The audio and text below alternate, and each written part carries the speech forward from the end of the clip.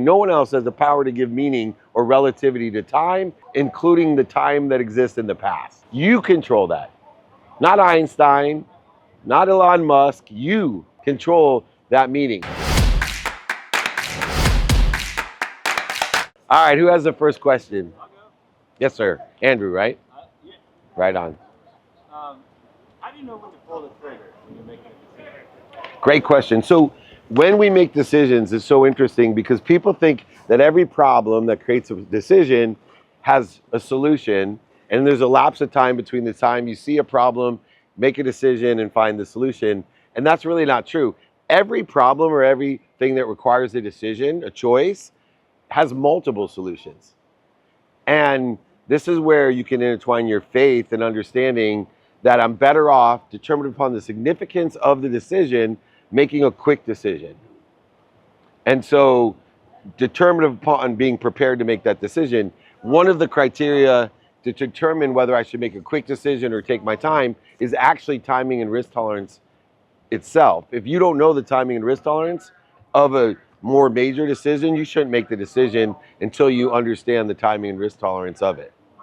And to the end, when do I pull a trigger? So I use timing and risk tolerance to determine if I should make that decision, in which decision I should make accordingly. One of the things about decisions, or why I say there's multiple solutions in a decision that you make, is that the instant that you make a decision or the instant you come to an agreement, whether it's written, implied, verbal, with consideration, without, the minute you come to a decision, time, emotion, and value change. So think about the significance that has in pulling the trigger. So if I've done the timing and risk tolerance analysis of selling my house, because as Eric and I were discussing, last 2 years we've had 16-foot waves over here, and I don't want to take that risk with one of my bigger assets. So I'd rather do a 1031 exchange up in an elevated area with an ocean view instead of right on the water. But in that course, time, emotion, and value has changed, because when I bought this house, I was keeping it for life because the risk was different. So even though I took the decision to buy this house at the time with timing and risk tolerance, I'm constantly making different decisions that lie within the problem. So the key point is you pull the trigger determined upon the timing and risk tolerance. And most people make decisions without any knowledge of timing and risk tolerance at all. They pay no attention to it. And here's the cool thing about when you get into the habit of analyzing, and you don't do it for everything. I'm not like, oh, I'm getting an acai bowl, for lunch. The timing is going to take 36 minutes to get here, and the risk is I eat these once, I'm going to get fat. No, these are for real decisions, like in business that we're doing. The interesting thing about timing and risk tolerance, it's actually an emotional benefit, which is an emotional expense that we all pay. It's called resentment and guilt. What limits us in our future decision making is when we don't get a timing and risk tolerance analysis and we make a decision that doesn't work out. So then we become resentful and guilty, and then we don't make decisions moving forward because we're limiting our future by the meaning that we give our past mistakes. The meaning we give our past limits our self-image, allowing us never to overachieve our own self-image. So we're all the time in the theories of relativity, it's about the meaning. That's what makes things relative. Here's the cool thing about relativity and your control of your image is that you have the power, you personally, no one else has the power to give meaning or relativity to time, including the time that exists in the past. You control that. Not Einstein, not Elon Musk, you control that meaning. And so when we know our timing and risk tolerance, we actually stop the limitations of our future and we allow ourselves to learn from the mistakes and not feel resentful and guilty. Example, real quick, lottery tickets. Great example. Most people buy a lottery ticket knowing the timing and risk tolerance. They know it's $2. They know that there's about a 1 in a billion chance that you're going to win $500 million. And Saturday at 8 o'clock, you're going to know whether you won or lost. So on Saturday at 8 o'clock, the majority of the people, if not even, as we all know, not just the majority, sometimes all the people lost their money. But nobody that knows the timing and risk tolerance, nobody at all is resentful and guilty. It doesn't stop them from buying another lottery ticket. They're just disappointed because it aligned with the timing and risk tolerance that it was. That actually is applicable to pulling the trigger because you're not afraid, you're not trigger shy because you've already analyzed, okay, shit, if this is a 10% chance, when I fuck it up, hey, I'm disappointed, but I'm not gonna stop. I'm not resentful and guilty in any way. So make sure you understand this timing and risk tolerance philosophy when it comes to real decisions. If not, if you do this every time, you get decision exhaustion and then you won't make any decisions either. And so you'll determine when these decisions, and that one step will make a huge difference in every decision you make. Can I ask a follow-up real quick? Yes, and then I'll go to here and then to. What if you've never encountered that situation before? And I'll give you an example. Yep. When COVID hit, I was working for a guy who knew right away that this was going to be months, if not years. Yeah. I was one of those guys. What's that? I was one of those guys. The minute they closed the NBA, because of my sports and business experience in major sports, when they closed the NBA, I said, this is not a 2-week thing.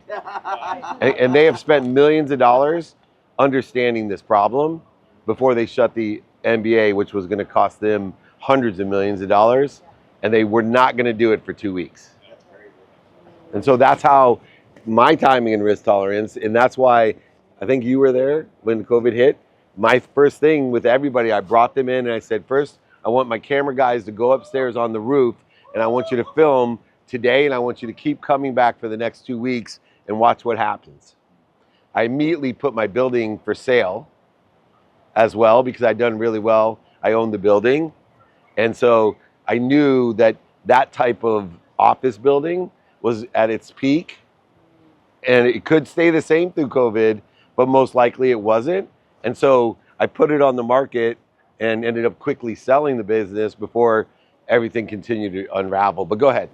So you look at, I mean, if it's a situation you've never been in before, how do you know what factors to look at in order to make that decision?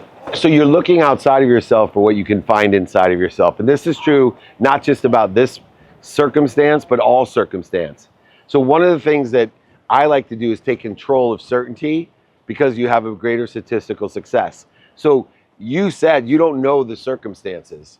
So how do we do that? Well, if you have non-negotiable behaviors, then circumstances don't matter. And so I go ahead and list out the non-negotiable things that are regardless of circumstance that I know no matter what the circumstances are, that I'm going to be better off than anyone else, if not better off myself as well. So 1, a third of your life is spent doing what? Yes, so it's non-negotiable to me. Sleeping gives me recovery and access to information and inspiration or energy. So if I'm recovering better than everyone else, I'm going to perform better than everyone else. And if I have access to more information and more energy, I'm certainly going to perform better than anyone else. So I make my sleep, which for the sake of energy and information, my main non-negotiable. So no matter what my circumstances are, tomorrow, I'm getting 8 hours of sleep. So I don't give a shit if it's the pandemic or the Chargers actually win the Super Bowl. I don't care. Whichever miracle is going to happen, I am going to get my sleep. 2, health. I spend a minimum of an hour a day on my health, regardless of the interest rates or the tariffs. I'm going to get a minimum of an hour with my family, regardless of the weather, regardless of Mother's Day. I'm going to get a minimum of time on my faith, my finance. I'm going to study time, including timing and risk tolerance and relativity, so that I'm constantly aligning the meaning of the time that I spent, but I'm already categorizing half my life with sleep. Half of my life is certain. Most people in life can't tell you that. And it's only based off of the one certainty that I know in the future, which is 24 hours. I guarantee you, all of us get 24 hours a day for the rest of our life until our heart stops, except for the last day you're cheated. And you'll hear me say that 50 times. Because it's so important to understand circumstances. All of the questions you'll see will be circumstantial in their nature, but what if half of your life was non-circumstantial? Imagine how successful you'll be. And that's the secret sauce. And everybody has the power to do that according to the meaning they give their life and the priority they give their behaviors according to themselves. Not what Dave Meltzer says, not what Elon Musk says, not what God says. What you say because you're part of it all. I just got to figure out what we're doing to interfere with it. So in the study of relativity and time, I don't have to worry about it for half of it. Now, here's the cool thing. Regardless of the pandemic or tariffs or Mother's Day, 90% of your outcomes are based off of what you're willing to do every single day. In physics, it's because 2 minutes a day is worth 2 hours on a Saturday. So whatever you're committed to do 7 days a week, you're going to have an exponentiality of outcomes, which means half of my life is creating 90% of the outcomes that I desire or better. So one of the things that occurs by having non-circumstantial or non-negotiable behavior is that you can have more fun because 12 hours of your wake time really don't mean anything. So it takes all the pressure off of what you think pressure is on these decisions that you're making, because you're like, I've already taken care of my shit. I've got my sleep, I got my family, my faith, my finance, my health, the study of time and relativity. Now I'm just gonna have and enjoy the circumstances and prioritize it according to what's important to me today, according to the circumstances, in the divine direction that I think I want to be in or better. And so I'm actually making wiser choices with the other 12 hours of awake time, and also more efficient because I'm having fun doing it, because there's no pressure, because I already know I've taken care of 90% of my success. So if I fuck up, which I will, all the other things, why do I say which I will? Because it's impossible with the trillions of variables involved. How are you not going to fuck up the rest of the 12 hours? Right? It's nice to say, oh yeah, well, I did that during the pandemic. I've been wrong too. I told one of the girls that work for me at one time, do not buy. Interest rates are like 2.3. I'm like, the market's gonna crash. The housing market's gonna crash. Don't buy now, don't buy now. That was the dumbest advice. I would have screwed her and her husband completely. So what I do to maximize it is I'm always looking within and saying, what are and this is what I did during the pandemic. What's my skills, my knowledge of who and what, and my desires. And I aligned it with what was doing well, what was stable during the pandemic, and what I thought would be doing well. So I took everybody on that day with Nick that we went up to the roof and videoed. I said, anyone, my Jerry Maguire moment at Sports One Marketing, we have millions of deposits on the Super Bowl, the Pro Bowl, the Masters, Kentucky Derby, the Breeders' Cup, the ESPYs, the Emmys, the Oscars, to do all of these VIP experiences for charity with tons of celebrities. I have all my deposits laid out for 2020. It is now March 17th, 2020.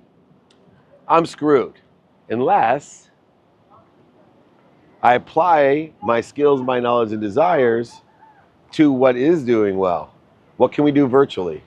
Because I bet you that's going to do well.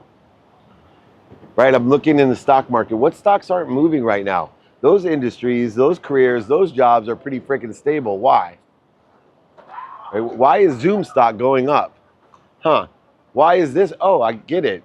Maybe I should lean into, instead of doing my live Friday trainings, which I'd been doing back then for 22 years, 23 years, I should do this, be the first one online and say, hey, come. We had thousands of people, right? We got up to 100,000 people registered now because of what happened in the pandemic. So all of these things, if we're constantly aligning our skills, our knowledge, and our desires with what's doing well, what's stable, and what we think is doing well, and if you don't know how to figure it out, go to the stock market, look at the 50 stocks that have not moved. That means those are stable jobs, careers, and industries. Check out the stocks that are extremely volatile. You'll know that one of those may be doing well in the future. And then, what's doing well today? Well, that's easy. What are the best performing stocks? What industries, careers, and jobs? Like Zoom, I picked up on right away. I'm like, wait a second. These people, the market's not stupid. People are, right? The aggregate of it. The market's not stupid. It goes by supply and demand. It's an emotional movement that occurs. And so you get momentum at its finest illustration by studying what's going on in the stock market. Not that you should invest in it, because there's no certainty to that. I don't care who tells me what. I can't tell you how many guys, and I won't use names, oh yeah, I'm a crypto this, I'm this kind of trader, I'm a day trader. I'm like, you're guaranteed to lose your money. Whenever they tell me, I can't tell you how many of those guys told me how successful they are, and they're renting their house, they're out of there, their car's repoed, and their whole guarantee of success is gone. Why? Because there's trillions of variables. How the fuck do you know? There's no way you know. You can get it for a little while, but all it takes is what? One circumstance that is not aligned with what you think, and you lose all your money. It's just chance. If that's what you desire, that's good, but at least know your timing and risk tolerance that most likely you're going to lose all your money. All right, great questions. ChatGPT wants to know, when you were rebuilding after losing everything, what was the single biggest shift that you made that had the biggest difference on how you approach business and life going forward? Absolutely, faith. So the biggest decision in my life was that I was now not just going to seek wisdom, I was going to have faith. And so I went on a journey to say there's an infinite source, a unified, abundant, infinite source that has infinite information and energy, and it loves me, protects me, promotes me more than my mom. So I simplified it back then. I'm like, there's something bigger than me that loves me more than my mom. Therefore, when you lose everything, when your basement has a basement, and when I say that, I mean, I lost over $100 million, including my mom's house. And the worst part, the basement of the basement, was the only reason I wanted to be rich was to buy her house, and I lost her house. That basement had a basement. And so when I decided I'd shift the paradigm, instead of trying to get more money back, more healthy, more wealthy, worthy, all this more, when you want more, there's always more. So how are you ever going to get more? Think about it. But when I said to myself, there's an unlimited amount of that, what am I doing to interfere with it? And so utilizing a shift in paradigm, saying it's going to be the wisdom and my faith that when there's no evidence, when there's no evidence, or the evidence is contrary to where I want to be or better, I know that these circumstances, these problems that exist today are protecting, promoting, love, and perfecting me. They're indicating I have a better place to be. And I have a choice. I can be punished by it and give it a failure, or I can stay committed to my non-negotiable behaviors and learn from these problems, pains, and make this unbelievable maneuver with it into divinity. And I will tell you, I would have been the last person before I lost everything to tell you I'm one of the strongest faith-based people you'll ever meet. I have more faith. I can look at things that other people would cry. Viktor Frankl may be, someone that I would say is in my league of giving meaning to things, of seeing protection, promotion. Now, I don't want that moniker of getting that challenged, but I've been there, right? I always tell the difference between religious people and spiritual people. I think they have equal amount of faith.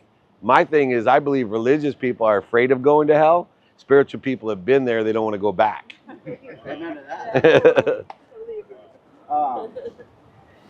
Okay. Chris. I like your hat, Chris. Thank you so much. I love this. I don't go anywhere without it. Hi, Chris. This isn't a joke, but it might sound like a joking question. Now that you're a doctor and you travel the world, congratulations, Thank by you. the way. Have you been to places where they're like, we have remedies, or where, because you're an open-minded person, or like, try the sweat off this frog's back or something? Like, Yeah, that's good Colorado solution. Does that happen to you when you're traveling in your travels? Yeah, so first I want to mention the honorary doctorate in chiropractic humanities that I received. I had problems with it, other than the fact that the real purpose for me was I got to tell my mom that I was a doctor before she passed. And what came to me, this revelation of the significance, was a video right afterwards I posted that meant the most to me, which was I got to tell my mom, I'm a doctor, I'm a lawyer, and a failure. Proud to say.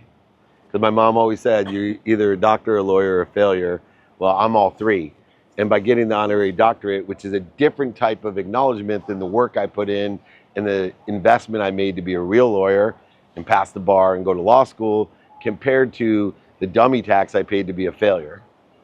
Which to me, looking at what everyone else would think is impressive, I take great value in the fact that I'm a great failure.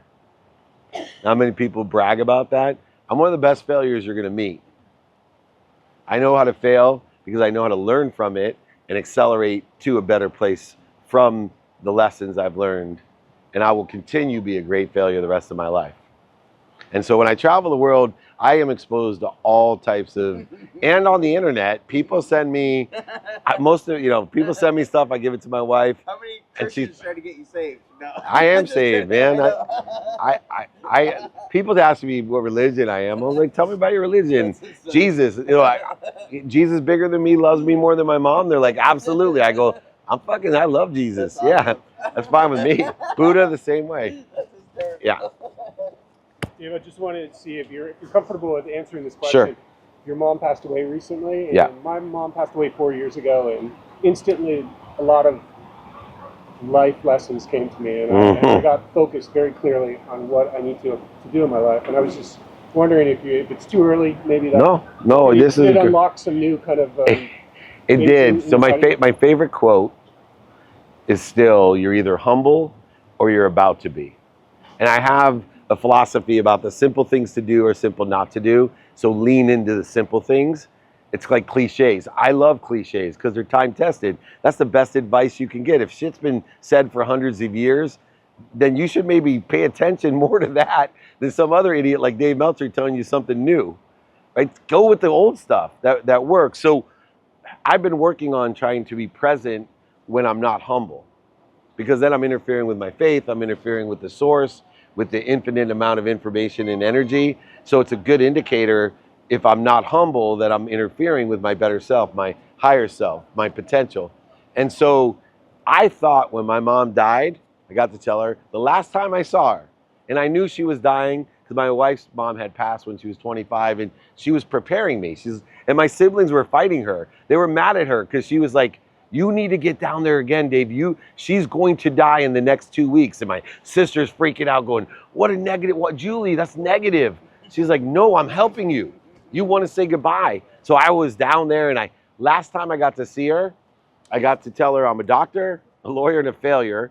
But I also got to tell her I loved her, that I'm happy and healthy and appreciate her.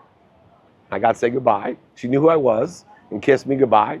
And so I'm leaving, and Julie said, are you going to be okay? Because Julie knew that was going to be the last time. She was on morphine. You try to be familiar, but you don't really get it until you see this. My dad had passed, but it wasn't like this. And I handled that, and I'm thinking, no problem. I'll be fine. So, a day later, I'm in the shower, and Julie came in and told me my mom had passed. And she had stuff on the stove, or she would have stayed. She went downstairs, and my heart broke. Oh, man. I dropped. I couldn't stand. I was just crying in the shower. And my son, who's 14 at that time, just hugged me, telling me it's okay, Dad. And I couldn't function. I take pride in the fact that I had never felt my heart break before in my life. And the first time was when my mom passed. I got to experience that, and it shows you the significance of her life, as I'm sure your mom and yours. But all I could think of when I was recovering, and still recovering, is, man, you're either humble. So when I hear myself saying, I got this, I know this is, Dave Meltzer truth coming right at you no. This is what I think I know. I have suggestions and questions to help people create their own realities. When I tell you, you give meaning to everything you see, I believe that, but I can't prove it. But I know it helps me get to where I want to be. I know it takes out the limitations I put on myself by giving meaning to my bankruptcy of a positive meaning, not you big loser, the things that went through my mind when I lost everything, self-loathing and embarrassment and all these things that get me nowhere. At least they don't get me to where I want to be or better. So for me, it was that reminder that I am humble. And humility means a tranquil human being. It doesn't mean a lazy human being. It doesn't mean to stay at home high on your mom's couch, sick and broke all the time, doing nothing. It's how can you allow all this energy to come through you as you're at ease? I'm one of the most active people that you will ever meet. I am one of the most productive people you will ever meet. I have more energy than I've ever had in my life, and I'm not in as good a shape or as young as I used to be, that's for sure.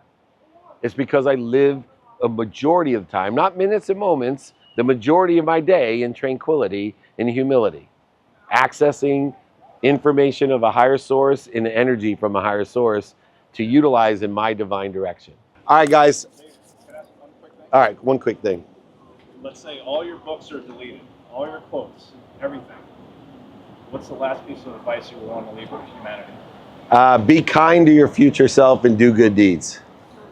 Be kind to your future self, do good deeds.